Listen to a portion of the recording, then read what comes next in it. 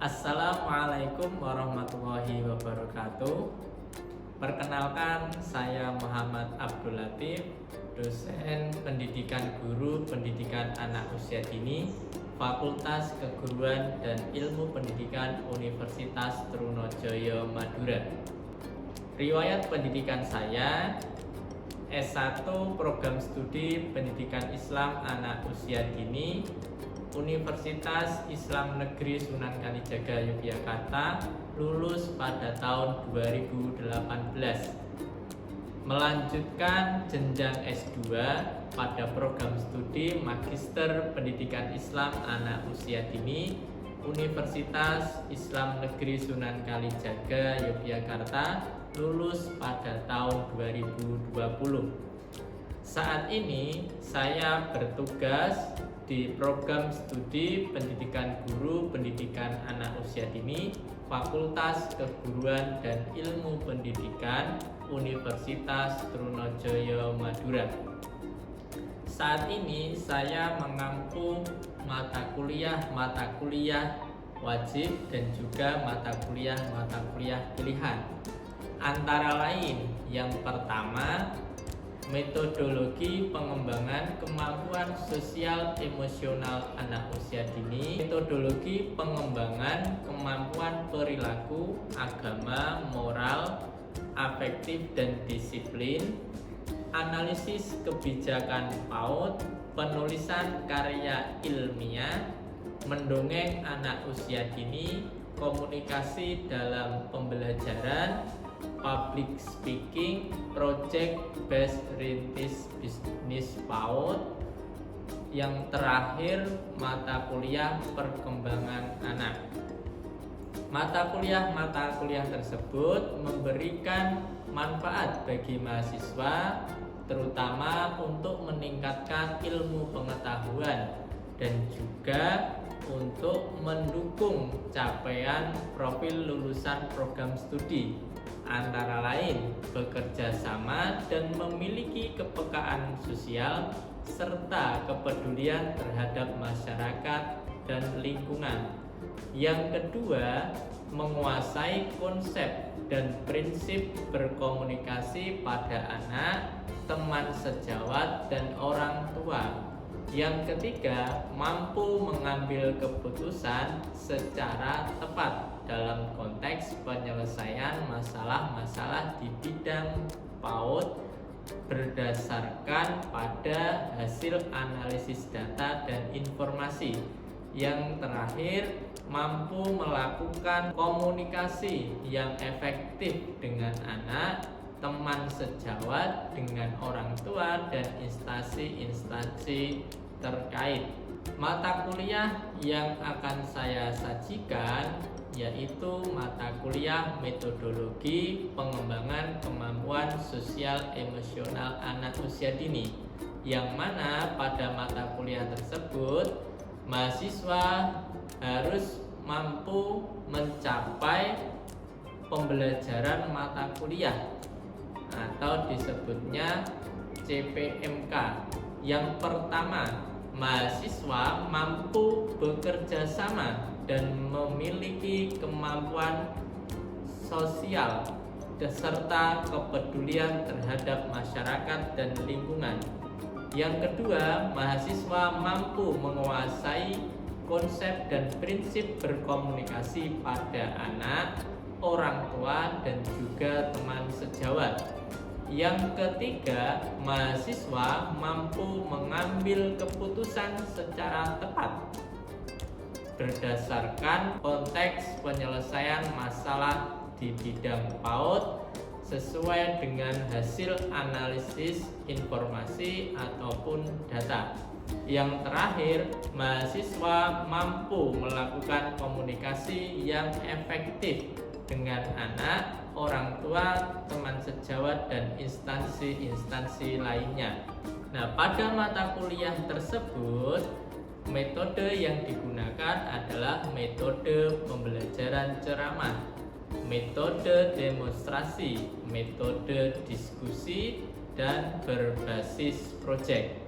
Yang mana pada metode-metode tersebut mengacu pada model pembelajaran Project Based Learning atau PBL, di mana mahasiswa tidak hanya mengerjakan tugas secara individual, tetapi mahasiswa juga mengerjakan tugas-tugasnya dengan cara berkelompok, sehingga mahasiswa dapat melakukan komunikasi yang efektif, saling berinteraksi, saling berbagi, dan juga mahasiswa ada kepedulian dengan teman-teman yang lainnya. Adapun untuk ujian akhir pada mata kuliah ini, mahasiswa membuat alat permainan edukatif, baik dalam bentuk konvensional ataupun dalam bentuk digital, yang mana API tersebut nantinya juga dipraktikkan kepada anak-anak usia dini, baik pada lembaga pendidikan PAUD ataupun pada lingkungan masyarakat. Berikut ini akan saya sajikan video pembelajaran atau micro teaching mata kuliah metodologi pengembangan kemampuan sosial emosional anak usia dini dengan materi konsep dasar perkembangan sosial emosional anak usia dini. Demikian perkenalan dari saya. Kurang lebihnya saya mohon maaf. Assalamualaikum warahmatullahi wabarakatuh. Selamat pagi teman-teman. Pagi Bapak. Ya, Assalamualaikum warahmatullahi wabarakatuh.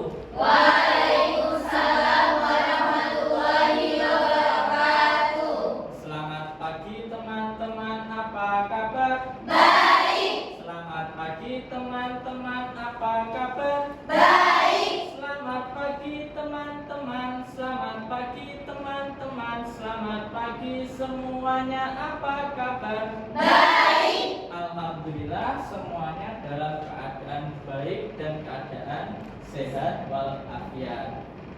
Baik, sebelum kita mulai perkuliahan pada pagi hari ini, alangkah baiknya kita berdoa terlebih dahulu. Kepada Mbak Anggi dipersilakan untuk memimpin doa. Baik, sebelum perkuliahan dimulai, marilah kita membaca doa sesuai dengan keyakinan kita masing-masing. Berdoa dimulai, berdoa selesai. Baik teman-teman, hari ini ada yang tidak masuk? Masuk semua? Masuk semua. Baik, alhamdulillah masuk semua. Nanti untuk absensi teman-teman silahkan absen melalui LMS yang sudah Bapak sediakan setelah pembelajaran ini selesai. Baik teman-teman, untuk materi pada pagi hari ini terkait tentang konsep perkembangan sosial emosional anak usia dini. Apa itu perkembangan anak? Oke, mbaknya.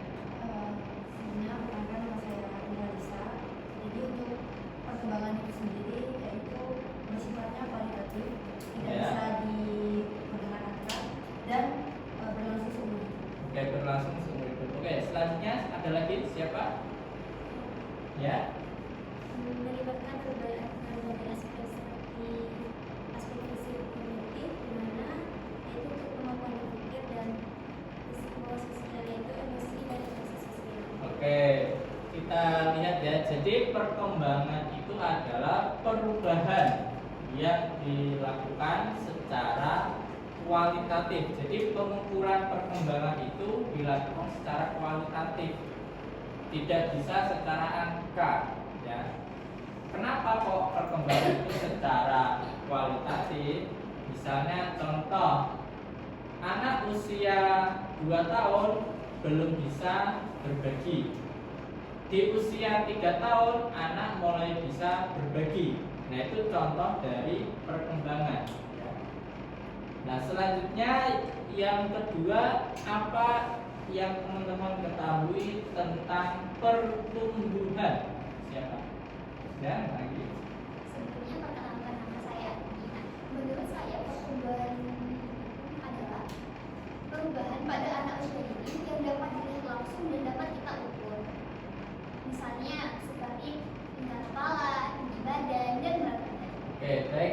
lagi?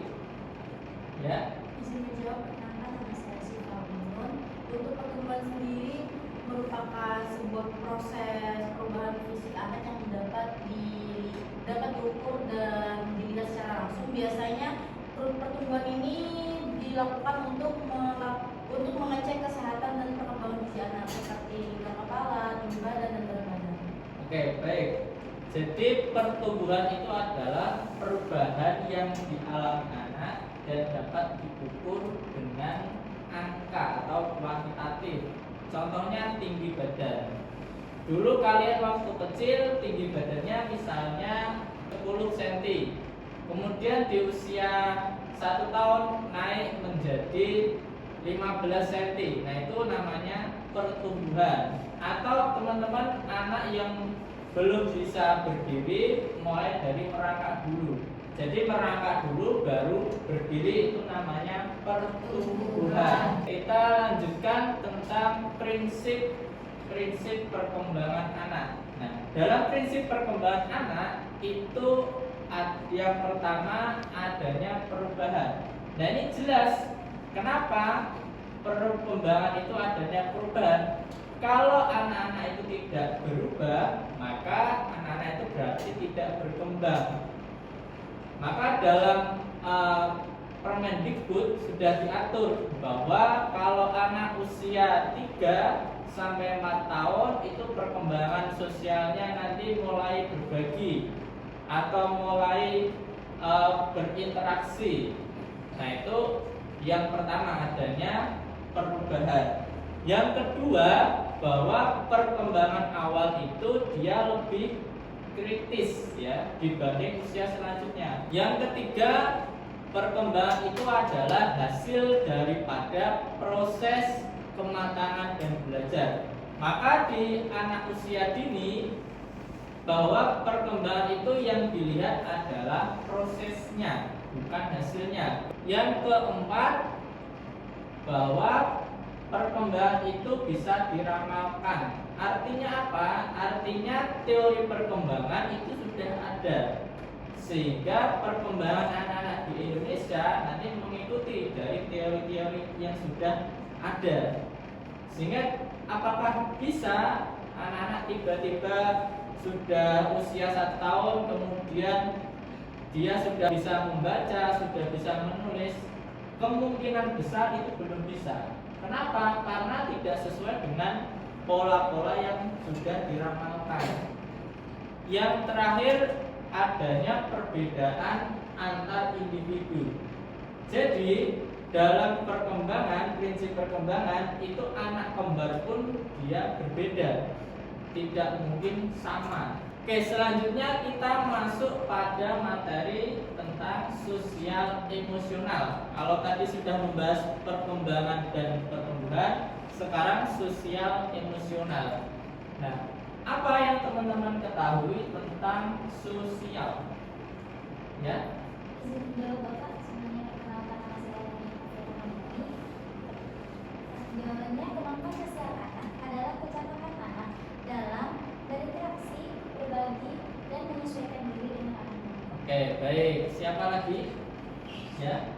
Contohnya itu seperti itu Pak, berkomunikasi dengan teman, berbagi dengan teman, dan menyapa teman di sekolah. Oke, baik, benar semua ya. Jadi sosial itu adalah mengajarkan anak-anak untuk berbagi, berinteraksi, berkomunikasi, menyesuaikan diri dengan lingkungannya. Nah, itu yang namanya sosial. Bahkan ada teori bahwa manusia itu hidup sebagai makhluk sosial. Nah, ini juga beririsan juga dengan teori itu. Nah, maka di usia dini sosial itu perlu diajarkan. Selanjutnya, apa yang teman-teman ketahui tentang emosional? Ya. Sebelumnya perkenalkan nama saya Lydia. Menurut saya Bapak, untuk kemampuan emosional, kemampuan Anda untuk mengenali, mengungkapkan, dan mengendalikan emosinya dengan baik. Oke, selanjutnya siapa? Ya. Nama saya Maedi. Menurut saya dalam emosi itu proses di mana anak belajar mengenali, memahami emosinya. Oke, jadi emosional ya. emosional. Berarti nanti kaitannya dengan apa? Dengan perbuatan, dengan perasaan. Maka ada emosi di anak usia dini itu ada diungkapkan dengan menangis, ada diungkapkan dengan marah, ada diungkapkan dengan jengkel, atau bahkan ungkapan-ungkapan yang lain. Misalnya teman-teman pernah melihat Aisyah ya. Aisyah anaknya Islam ya. Nah, dia kalau mengungkapkan marah dengan apa? Kan gitu. Karena apa? Karena belum bisa mengungkapkan rasa amarahnya karena masih di bawah 1 tahun. Nanti kalau sudah di usia 2-3 tahun sudah tahu rasa emosinya itu marah bagaimana, dia akan menampilkan entah dari wajahnya yang garang atau bahagia. Nah, itu namanya emosional ya. Nah, selanjutnya apa itu perkembangan sosial? Bahwa perkembangan sosial itu perkembangan tingkah laku anak dalam hal menyesuaikan diri dengan aturannya. Jadi anak itu di usia dini anak-anak mulai diajarkan bisa menyesuaikan diri dengan lingkungannya. Misalnya anak-anak mau bermain bersama. Nah, kebetulan anak ini tidak saling mengenal. Maka tugasnya si anak itu adalah menyesuaikan diri. Misalnya, ayo kita sama-sama main balok. Ayo sama-sama kita main petak umpet di lingkungan sekolah atau bahkan di luar sekolah, di masyarakat pun juga bisa ya. Selanjutnya perkembangan emosional. Nah, kalau perkembangan emosional berarti apa? Berarti suatu keadaan yang kompleks dapat berupa perasaan ataupun getaran jiwa yang ditandai dengan perubahan biologis yang muncul menyertai terjadinya perilaku. Artinya bagaimana?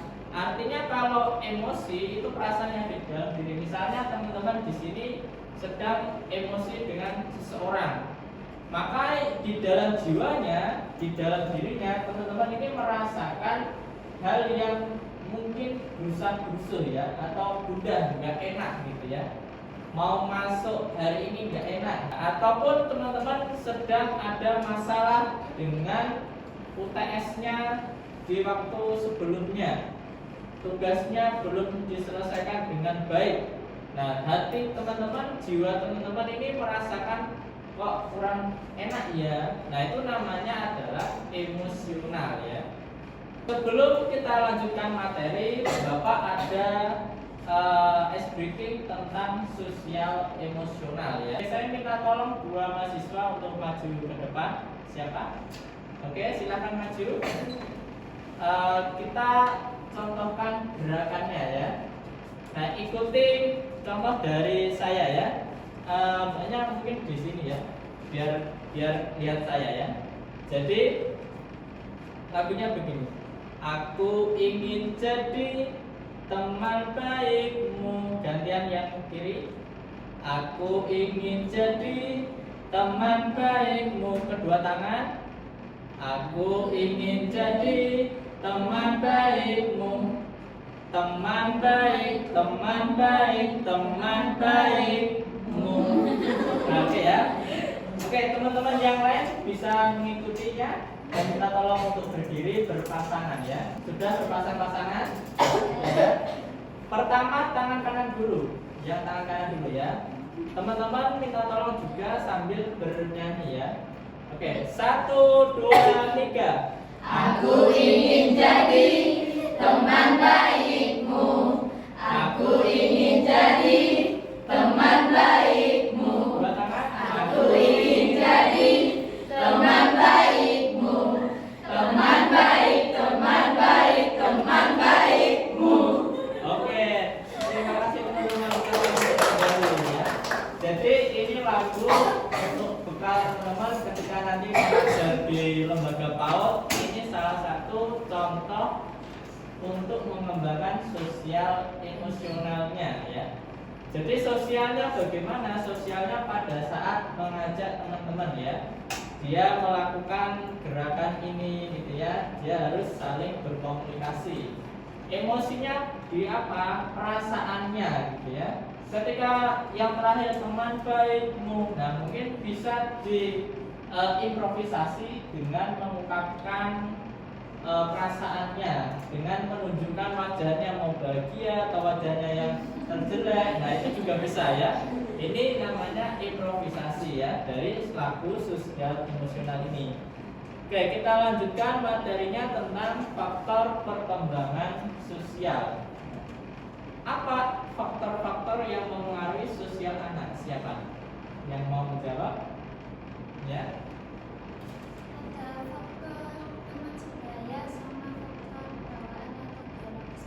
Oke, jadi ada faktor genetik, ada teman sebaya. Bahwa faktor yang mempengaruhi perkembangan sosial itu yang pertama ada lingkungan keluarga. Berarti genetik tadi masuk kemana? Berarti masuk ke lingkungan keluarga. Jadi di lingkungan keluarga kenapa mempengaruhi sosial? Misalnya, contoh orang tuanya suka berbagi di hari Jumat. Anak diperlihatkan itu, maka anak akan mengikutinya. Atau orang tua suka memberi makanan di jalan ketika naik motor ataupun naik mobil. Nah, suka memberi, maka itu sebagai latihan anak. Jadi faktor yang pertama adalah lingkungan keluarga ya. Yang kedua lingkungan luar rumah atau lingkungan masyarakat. Itu juga bisa. Nah, contohnya kalau di lingkungan masyarakat berarti apa? Berarti di lingkungan masyarakat itu menerapkan misalnya hari raya kurban. Nah, masyarakat mencontohkan pada hari raya kurban itu untuk berbagi kepada sesama, kepada semuanya. Dia tidak membedakan antara agamanya apa, sukunya apa, budayanya apa. Semuanya diberi daging kurban ya. Jadi itu adalah yang di luar keluarga atau di luar rumah. Yang ketiga, pengalaman awal yang diterima oleh anak. Nah, pengalaman ini diterima dari mana saja. Bisa di sekolah juga bisa, di rumah juga bisa, di mall juga bisa, waktu main playground misalnya. Nah, itu juga bisa. Kemudian faktor perkembangan emosi. Nah, di sini ada di dalam individu itu sendiri. Jadi nggak ada orang lain mempengaruhi emosi, itu nggak ada. Karena emosi itu yang ada di dalam diri kita sendiri. Nggak bisa orang lain mengatur emosi kita, nggak bisa. Kalau anak itu waktunya memukul, mentinju, ya meninju. Nah, kalau ada di dalam diri anak mencontoh dari mana? Bisa jadi dulu dia sering nonton tinju, maka setiap emosi meninju siapa gitu ya, orang tuanya atau di situ ada bantal gitu ya. Nah, itu contohnya. Jadi di dalam individu itu sendiri. Yang kedua, adanya konflik-konflik di dalam perkembangan. Misalnya anak usia 0 sampai 2 tahun, kalau anak itu jarang makan gula, maka nanti berpengaruh pada apa? Ya emosinya. Maka teman-teman besok sudah menikah kemudian memiliki anak, teman-teman diperhatikan unsur makanannya, diperhatikan karena nanti berdampak kepada emosinya. Teman-teman perhatikan usia 0 sampai 2 tahun. Coba teman-teman kontrol makanannya, mengurangi gula, mengurangi minyak, makanan-makanan yang tidak ada rasanya. Tunggu 2 tahun apakah yang Bapak katakan itu nanti sesuai atau tidak. Nah, itu ditunggu 2 tahun risetnya ya. Jadi setiap memberi makanan dicatat. Hari ini makanannya apa? Besok makanannya apa? Nanti dilihat 2 tahun apakah emosinya terbangun atau justru malah sebaliknya. Kemudian yang ketiga, sebab-sebab yang bersumber dari lingkungan. Jadi kalau ini mungkin diganggu oleh orang lain, kemudian ada emosi, atau ketika anak-anak pengen beli mainan, anak-anak pengen beli mainan tetapi sama orang tuanya tidak boleh gitu ya. Anak-anak ini temannya ini sedang suka membeli Pokemon. Nah, anak minta orang tuanya pengen beli Pokemon juga. Nah, itu dari mana sebabnya? Dari luar. Sehingga kalau sebabnya dari luar, itu kemungkinan emosinya ada, entah nanti emosinya menangis atau emosinya yang lain ya. Sampai sini teman-teman ada pertanyaan atau tidak? Sudah jelas semua ya?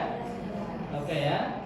Sudah jelas semua, saya minta tolong teman-teman untuk berdiri, kita refleks sejenak gitu ya. Nanti di sesi akhir nanti ada tanya jawab. Dan semoga waktunya cukup ya. Minta tolong teman-teman berdiri, kita mempraktikkan kegiatan sosial emosional yang dilakukan bersama-sama ya. Jadi tidak 2 orang. Kalau tadi 2 orang, sekarang bersama-sama. Oke, saya minta tolong teman-teman untuk pegang pundaknya masing-masing, pundak temannya ya. Dirangkul saja. Semoga bisa ya. Oke, teman-teman sudah tahu lagu kanan kanan kanan, kiri kiri kiri, kanan kiri aku sudah tahu. Jadi ikuti gerakannya. Kalau kanan berarti teman-teman ke kanan gerakannya ya. Kalau ke kiri. Oke ya, sudah tahu lagunya atau perlu menyanyi dulu? Menyanyi dulu ya. Oke. 1 2 3. Kanan kanan kanan, kiri kiri kiri, kanan kiri aku sudah tahu. Depan depan depan, belakang belakang belakang, depan belakang aku sudah tahu. Oke, paham ya? Oke, iramanya sedikit dipercepat ya.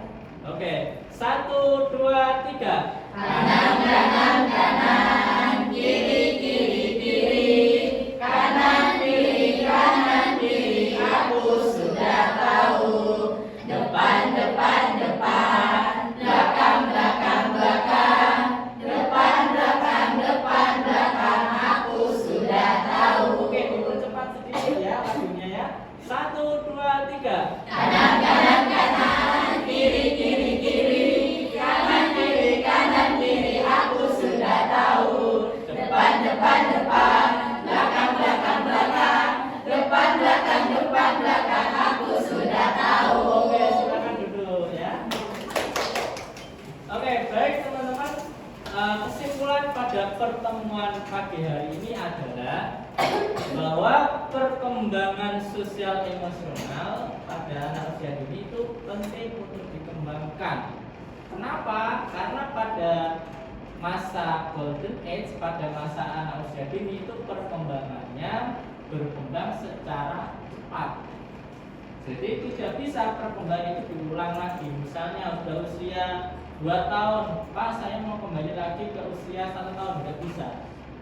Atau kalian sudah jadi mahasiswa, Pak saya pengen kembali lagi ke masa anak usia dini, nggak bisa ya.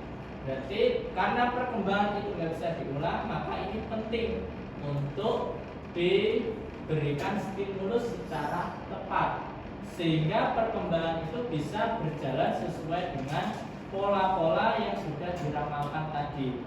Ya, demikian materi pada pagi hari ini, teman-teman. Apakah ada yang bertanya atau tidak? Semuanya sudah jelas ya? Alhamdulillah, semuanya sudah jelas. Mari kita akhiri perkuliahan pada pagi hari ini. Kepada Mbak Anggi minta tolong untuk memimpin doa. Baik, sebelum kita mengakhiri perkuliahan hari ini, marilah kita membaca doa sesuai dengan keyakinan masing-masing. Berdoa dimulai. Berdoa selesai. Baik, kita akhiri perkuliahan pada pagi hari ini. Semoga perkuliahan pada pagi ini bisa memberi manfaat bagi teman-teman semuanya. Dari saya, kurang lebihnya saya mohon maaf. Saya akhiri. Wassalamualaikum warahmatullahi wabarakatuh.